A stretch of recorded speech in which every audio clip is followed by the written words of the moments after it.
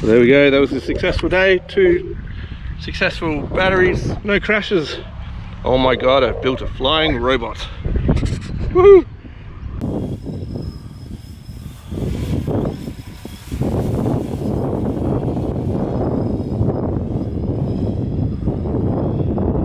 So today I've set it up, having the pins there to guide these in has helped a lot. So before flying, make sure that you look down the line of the blades and make sure that they're perfectly lined up, otherwise you're going to have a bad day. Other things I noticed on previous flights is once it takes off and something starts going wrong, it all happens so quickly it's hard to remember what to do. So what I've done is I've labelled, so we still got the kill switch, which is just makes it fall out of the sky. I've changed this one to a return to home switch, so we're going to test that today. So if something's going wrong, I should be able to just hit that and it will just automatically go home. This is still our manual altitude and position switch, so if you're flying it manually, don't forget to put it into position mode. And then loiter mode is something I didn't realise was there until I looked again at the instructions last night. So today what I'm going to do is start off with a manual flight mode, just test all the functions, make sure it's all good, because obviously I've rebuilt the whole thing. And then we're going to go and try and do some more pre-programmed autonomous flights, and hopefully we won't have any crashes. Okay.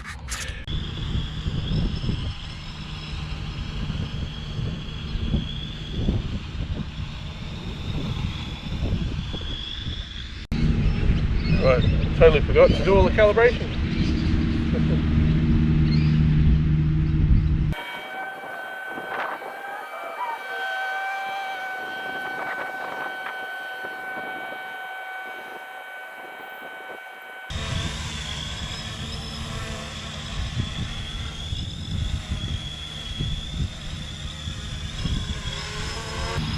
Now let's try the return to home switch, see where it goes.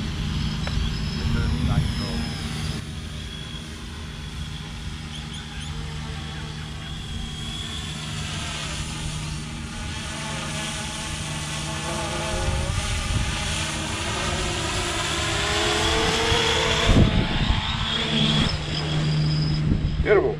Alright, well we got a return safety switch. So now we'll try some missions. Make a daylight version of QGround control so we can actually see the screen. That would be extremely helpful.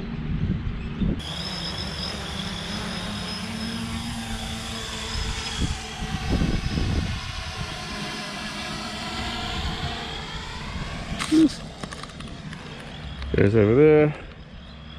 Waypoint 1.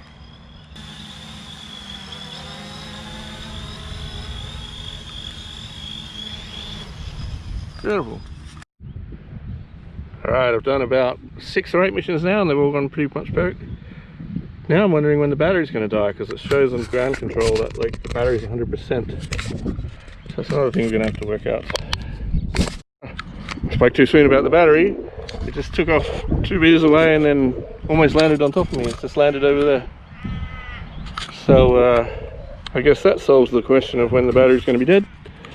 Alright, let's put the next one in and run some more missions. Another question is, do you have to recalibrate all the compasses and stuff, gyros and that, every time you change the battery? Because if so, that's a pain in the ass. So what I would probably do, if that's the case, is have a separate battery for the flight controller and for the NavQ and all the other bits that are going to go on it, so they have their own power supply. So all you're doing is swapping batteries to run the motors. Anyway, it's another thought. I'm about to test what happens when you don't calibrate it. So if this crashes and dies, then hey, we know that you do need to calibrate them. Alright, so the waypoint mission should still be loaded. Thought I'd film this because it will probably end badly. So it looks like it does lose the mission once you power off, so you got to like re-upload the mission. So let's try that. Alright, here it goes.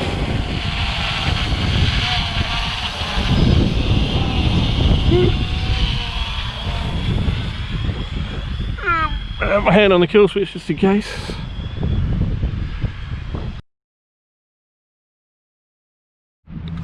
So there we go, that was a successful day. 2 successful batteries, no crashes.